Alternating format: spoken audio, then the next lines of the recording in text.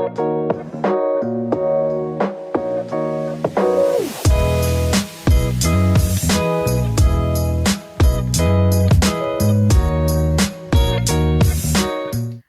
a todos, bem-vindos a mais um vídeo aqui no canal. E hoje eu trago-vos um vídeo muito especial.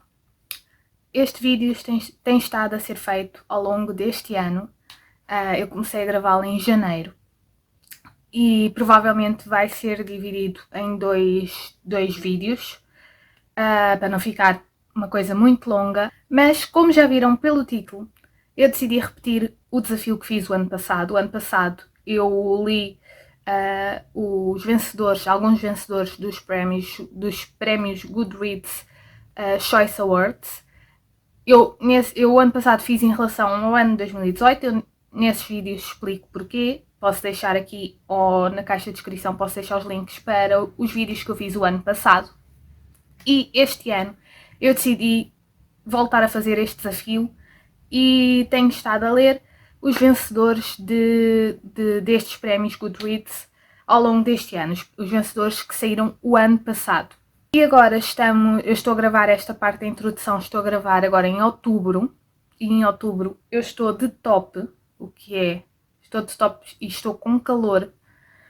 Não, isto realmente está tudo a sofrer aqui umas grandes alterações. Mas isto para vos dizer que eu estou a fazer aqui esta introdução, e o que vão ver ao longo do vídeo serão partes que eu fui filmando ao longo do ano.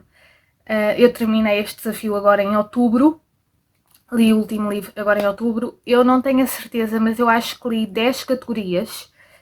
Eu não tenho isso agora aqui ao pé de mim, a lista com todas as categorias que li, que devia ter para aqui, mas não tenho.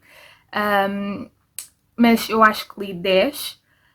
Houve categorias que eu não li, ou porque são categorias que não me interessam, que eu não estou habituada a ler e que sei que não iria gostar da leitura. Ou então são aquelas categorias mais técnicas, como por exemplo livros de cozinha, que eu ano passado li, mas este ano não li. Ou então, por exemplo, os livros para crianças. Não vou fazer essa categoria de livros para crianças, já não fiz o ano passado, simplesmente porque acho que não faz sentido para este meu desafio. O último vídeo que vão ver desta compilação de meses será o de agora de outubro, que eu vou gravar, e isso vai fechar então este meu desafio. Vamos então entrar no vídeo e eu espero que gostem e que vejam depois a segunda parte que vai sair a seguir a este vídeo. Ora, estamos em janeiro, primeiro mês deste desafio, e eu tenho aqui a minha cábula para me ajudar, porque vou-vos falar do primeiro livro que li para este desafio, que foi na categoria de melhor fantasia. Eu não li o primeiro, li o segundo lugar, que é o The Invisible Life of Eddie LaRue. Ora, muito bem, este livro ocupou-me o mês todo de janeiro. Eu só li este livro em janeiro, mas é um livro muito bom. Eu é que não estava assim com muita cabeça para ler, então ia lendo bocados pequeninos, mas é aquele livro que queremos saber mais, saber o que é que vem a seguir, o que é que vai acontecer a seguir. Então vamos fazer primeiro aqui um resumo desta história. Neste livro temos a Adeline LaRue.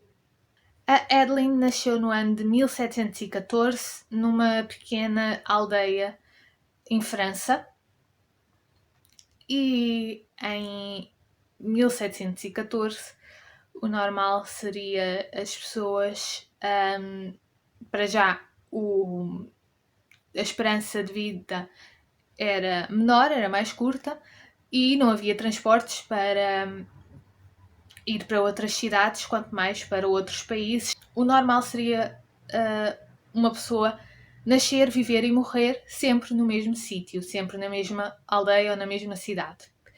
E a Adeline, que nunca gostou muito deste seu nome, Adeline, e que preferia ser tratada por Eddie, daí o nome, e o que eu vou começar a usar agora, Eddie, que é mais simples do que Adeline. A Eddie pensava muito nisto, de não querer só conhecer aquele seu pequeno espaço da sua pequena aldeia e a fazer sempre os meus caminhos. Ela queria saber o que é que havia mais, porque ela, uma vez por ano, a partir dos 8, 9 anos, começou a ir com o pai uma vez por ano a uma feira muito grande que havia numa cidade. Então ela, a primeira vez que foi a essa cidade, viu que havia outras coisas, que havia pessoas de outros sítios, e então fazia-lhe muita confusão ter que se cingir só à sua aldeia. A partir dos 13, 14 anos, a mãe não quer que ela vá a essa feira com o pai uma vez por ano, ela deixa de ir, e então esse sentimento que ela tem de só estar naquele sítio começa ainda mais ali na cabeça dela a fazer barulho na cabeça dela. Porque ela começa a perceber que a vida dela supostamente é só estar ali, encontrar um marido, ter filhos, criar os filhos e pouco mais do que isso. Na aldeia onde a Eddie vive também uma senhora que eu agora não me recordo o nome, que é considerada a bruxa, a feiticeira ali da aldeia, porque é uma senhora que vive sozinha e que faz alguns rituais. E a Eddie gosta muito dela e gosta muito de falar com ela. Então a Eddie fica a saber através desta senhora que nunca deve rezar aos deuses da escuridão.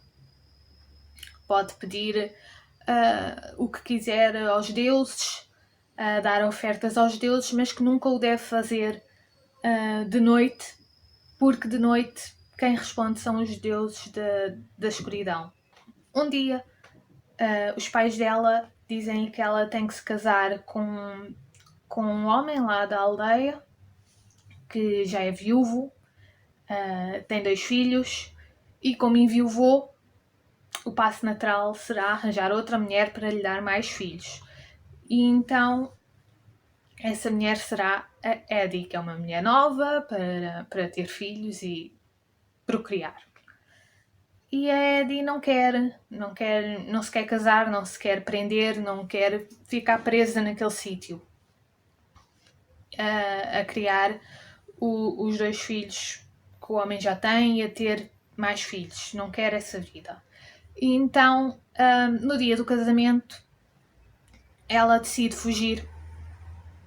Quando já está a ir para a igreja, penso eu, se me recordo bem, é quando está a ir para a igreja, ela decide fugir e vai para o meio da floresta. E no meio daquilo, de ela fugir, de ir para o meio da floresta a chorar, de não querer se casar, anoitece. E ela está a rezar, que não se quer casar, e no meio daquilo tudo anoitece, ela não dá conta que anoitece, e estando a rezar já de noite, quem aparece é um deus da escuridão. E assim é criada a maldição da Eddie. Em troca de poder viver os anos que ela quiser,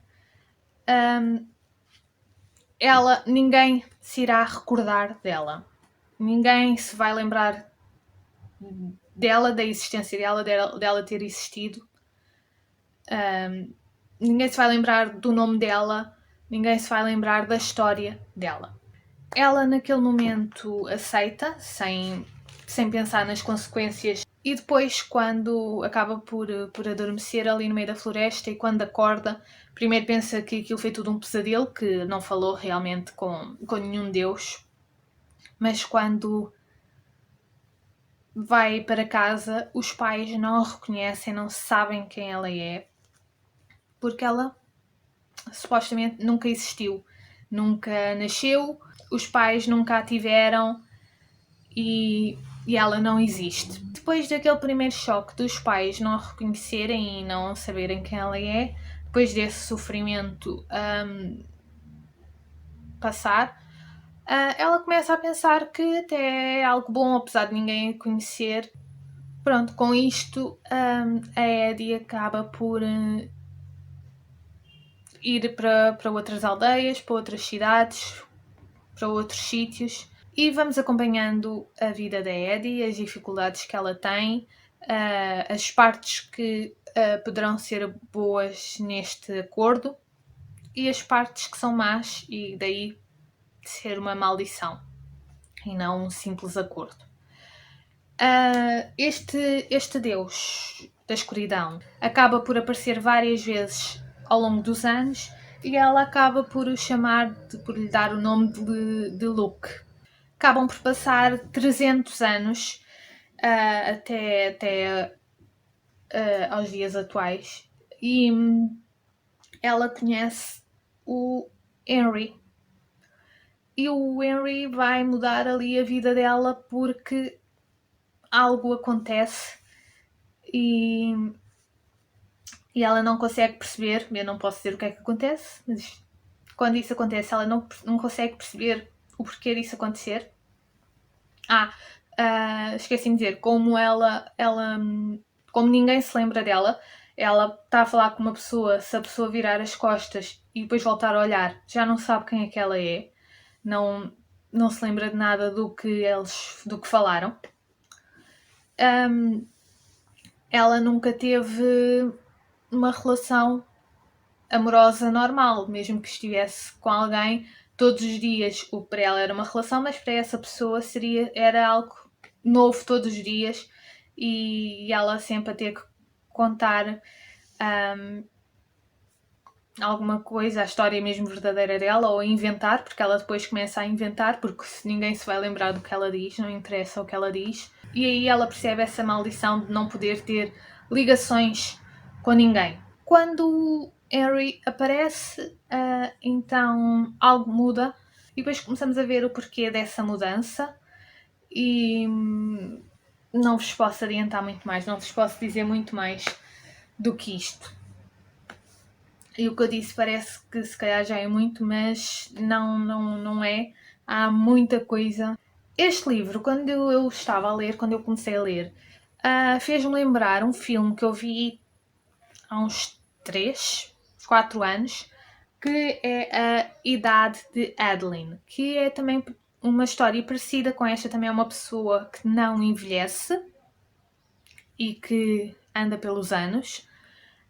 E como o nome da personagem principal é o mesmo, Adeline, eu já não me lembrava bem do filme e pensei se não seria a mesma história, apesar de o livro ser agora recente. Mas fui ver e não, no filme a idade de Adeline é totalmente diferente, não é uma maldição, pelo que eu me lembro, é ela que tem um acidente de carro e acontece ali umas coisas e então ela não envelhece. É um filme também muito, muito bom, do que eu me recordo. Eu lembro que na altura gostei muito de o ver. Em relação aqui ao livro, gostei muito. Foi uma boa forma de começar o ano a nível de leituras e também uma boa forma de começar este desafio, porque apesar de não ser o primeiro o vencedor nesta categoria de fantasia, é um livro que é muito, muito bom e com certeza que quando este meu vídeo sair já devem ter saído vários vídeos de opiniões sobre este livro, porque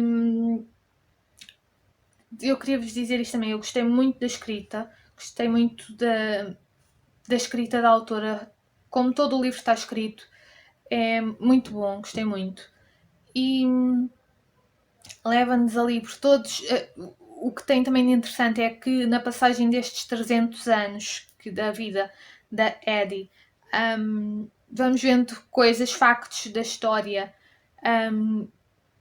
contados aqui no livro e vamos vendo, porque ela passando estes 300 anos, ela esteve ela testemunhou várias invenções.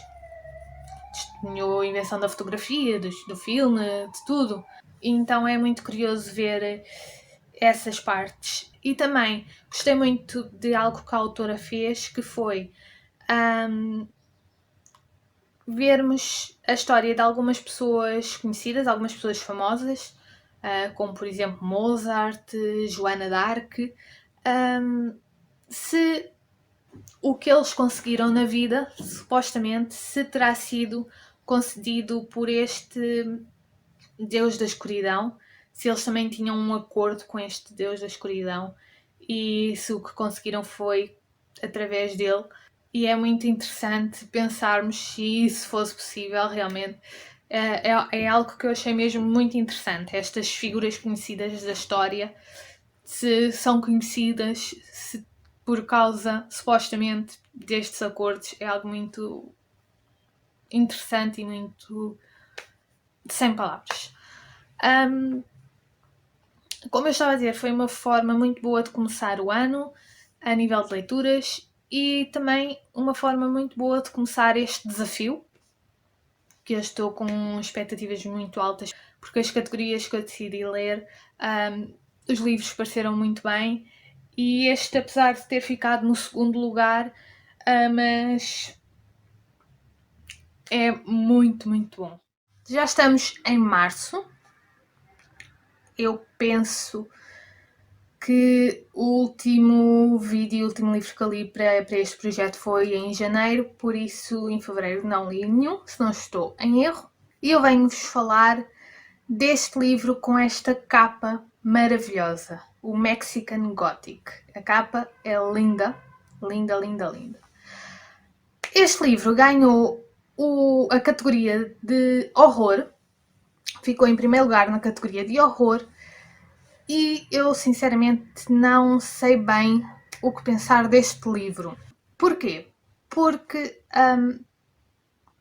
ele tem realmente muitas coisas paranormais, muitas coisas assim desse género, mas para mim não me fizeram muita confusão, nem achei assim uma coisa muito,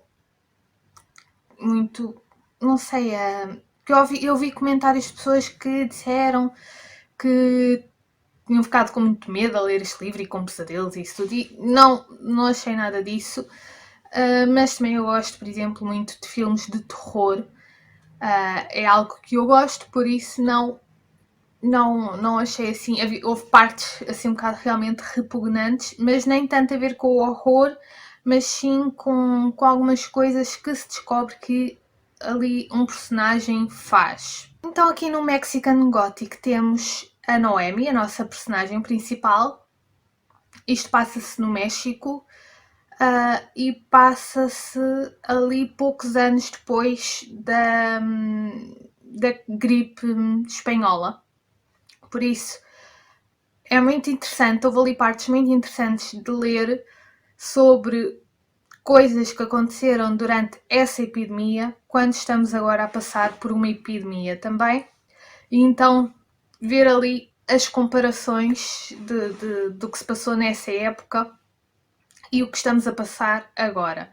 Muitas semelhanças. A Noemi vive na cidade e há um dia em que o pai dela diz-lhe que recebeu uma carta da prima dela, a Catalina, que casou há cerca de um ano, e então enviou uma carta para o tio a dizer que precisa muito que a prima vá ter com ela e que está ali numa situação um bocado... A carta dela tem partes que não fazem muito sentido, o que deixa o tio muito preocupado. E então a Noemi vai até à aldeia onde a prima vive com o seu marido e com a família do marido para ver o que é que se passa com a prima, o que é que aconteceu. A casa da família do marido da Catalina é então esta casa muito horrorífica e que mete ali um bocado de respeito olhando para ela, e as divisões, as coisas lá por dentro também é tudo assim num ambiente muito escuro, muito dark. Aqui neste livro eu não sei realmente o que é que posso dizer aqui para esta opinião, porque eu acho que se falar muito vou acabar por dar spoilers, vou acabar por falar demais, porque realmente o livro tem logo ali, avança logo ali muito no início, ficamos logo a saber muita coisa sobre ali, sobre a casa e sobre as pessoas que vivem naquela casa.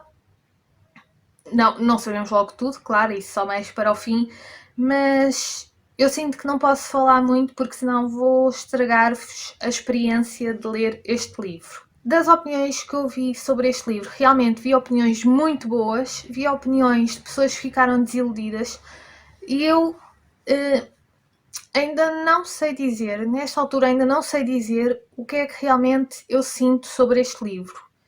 Eu gostei do livro, gostei da escrita, gostei dali do que se estava a passar, mas realmente não sei dizer o que é que eu sinto em relação a este livro. Não posso dizer que é um livro extraordinário, uma das melhores leituras que já fiz, mas também não foi uma leitura má, não foi... É ali um livro intermédio, mas sendo um livro intermédio, é um livro que se lê muito bem, eu li-o muito rápido, e temos sempre a querer saber mais. Os capítulos acabam sempre ali com aquela ponta logo para queremos continuar e não queremos parar. E então eu li-o muito rápido por causa disso e porque queria realmente saber o que é que se passava naquela casa e o que é que se passava com aquela família. Eu não li os restantes livros que estavam para esta categoria, por isso não sei se este foi realmente um bom vencedor, mas não foi uma leitura desagradável e eu gostei desta leitura. Em abril eu li o Beach Read. Neste livro, eu penso, agora falhou-me aqui e não tenho aqui à mão, mas eu penso que ele é ganhou na categoria de melhor romance, mas eu deixo aqui confirmado se é essa a categoria. O que é que nós temos aqui? Não sei se... Eu vou começar a falar primeiro da história e depois o que é que eu achei sobre o livro. Temos o Augustus e a January e eles conhecem-se desde o secundário, andaram na mesma escola, conhecem-se, mas já não se veem há muitos anos e encontram-se quando a January vai para uma casa de praia que o pai dela tinha, tentar arrumar a casa e arranjar as coisas para poder vendê-la. E o seu vizinho do lado é o Augustus. Na cabeça da January, eles são rivais. Porquê? Porque eles os dois são escritores. Eles conhecem-se desde o secundário, como eu disse, e tinham aulas de escrita e isso tudo. E na cabeça dela eles são rivais porque ela pensa que ele não gosta dela, que nunca gostou dela, que achava que não ia com a cara dela. Então por isso ela também tem essa opinião sobre ele e acha que os livros que ele escreve não prestam para nada, mas nunca leu nenhum para realmente ter uma opinião formada. E então quando se vê nessa situação de o seu vizinho do lado ser aquela pessoa, ela não acredita que aquilo lhe está a acontecer. Ali os primeiros encontros deles são um bocado atribulados, não correm bem, só que depois eles acabam por fazer uma aposta e acabam por se começar a dar mais e a criar uma relação de amizade que leva depois a uma relação amorosa. Eu tenho que vos dizer que nos primeiros 5, 6 capítulos eu estava a pensar, depois de os ler, estava a pensar desistir deste livro. Não estava a gostar da leitura, mas decidi continuar mais um bocado para ver realmente se desistia ou não. E acabei por não desistir, acabei depois por continuar a ler e por gostar muito deste livro. Gostei realmente desta leitura. tem partes divertidas, tem partes mais sérias. Eu gostei muito deste livro mesmo. Mas quero chamar-vos a atenção para... eu no outro dia vi um texto sobre trigger warnings que deveriam ser dados, que os livros deveriam de ter, e eu concordo. E, por exemplo, neste livro, uma pessoa vai lê-lo a pensar que vai ser só um romance, uma coisa leve, mas tem aqui, acho que no início do livro ou na sinopse deveria de ter esse aviso, porque eu acho que será um livro que vai custar a ler para pessoas que perderam alguém recentemente. E talvez por isso eu nos primeiros capítulos não estava a conseguir, porque não estava a conseguir ler o livro, e por isso eu depois continuei para saber, porque passando aqueles capítulos depois de experiência para ver se existia ou não, acabei por querer saber mais, querer saber o resto da história, mas penso que se calhar deveria ter esse aviso, e outros livros se calhar também deveriam ter um aviso no início sobre temas que os livros tratam e que podem ser questões sensíveis para algumas pessoas. E este tem este tema que pode ser mais sensível. E em relação à categoria de romance, eu gostei muito do livro, recomendo que leiam.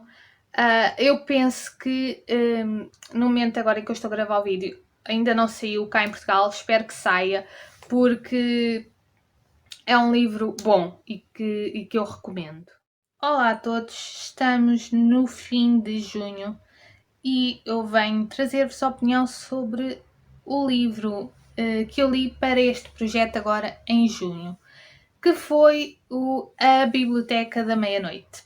A Biblioteca da Meia-Noite ganhou o prémio de melhor ficção. Desculpem, eu estava ali a ver na minha cábula.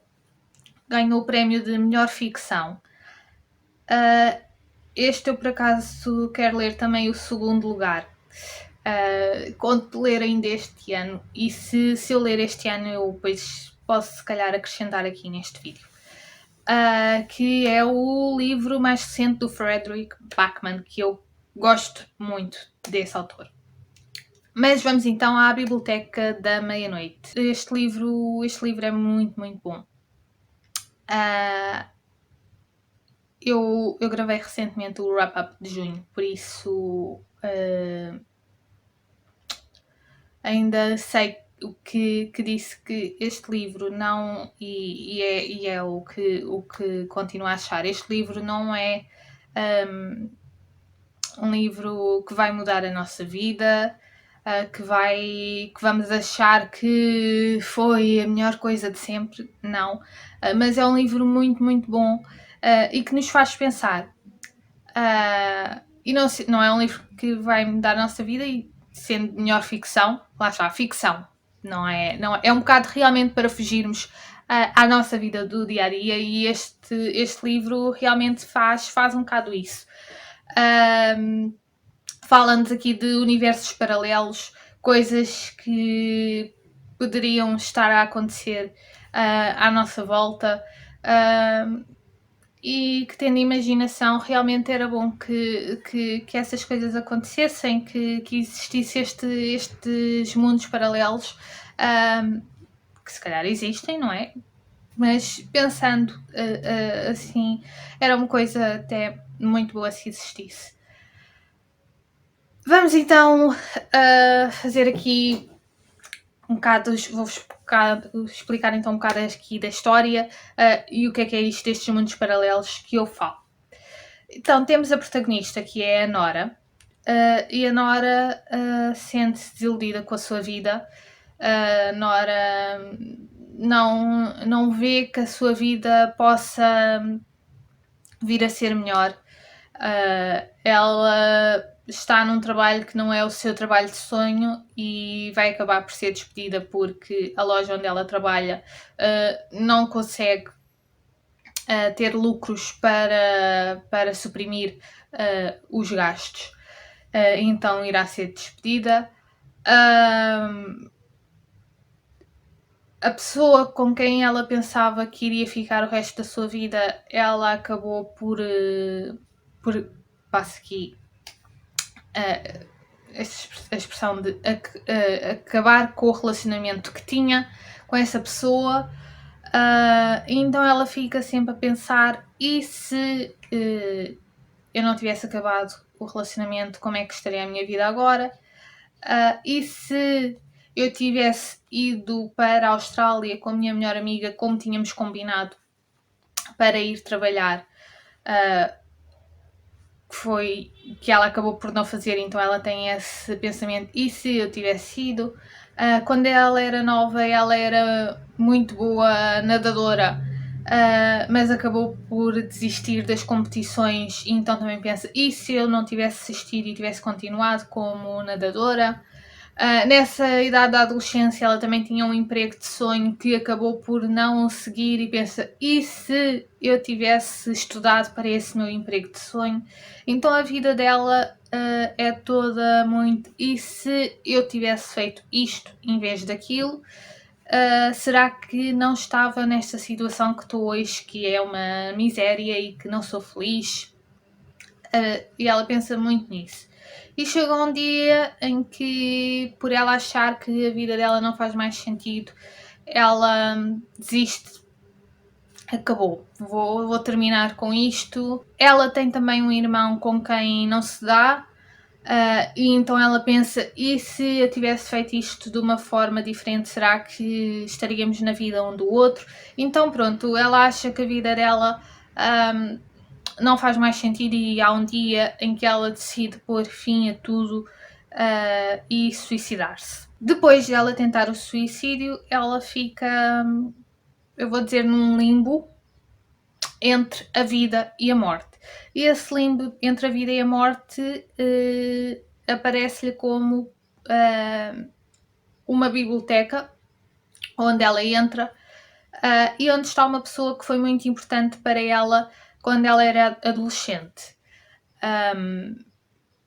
E estão milhares de livros nessa biblioteca e todos esses livros representam então uma vida dela que, se ela tivesse decidido fazer uma coisa diferente, como é que seria essa vida? Então ela pode experimentar todas essas vidas que seriam a vida dela se ela tivesse feito determinada escolha. E se sentir melhor em alguma dessas vidas, ela pode ficar nessa vida. Então nós vamos acompanhando a Nora enquanto ela vai experimentando estas vidas. Ela vai experimentar se não tivesse acabado com o tal namorado, o que é que teria acontecido, como é que seria a vida deles, se ela tivesse ido com a amiga para a Austrália.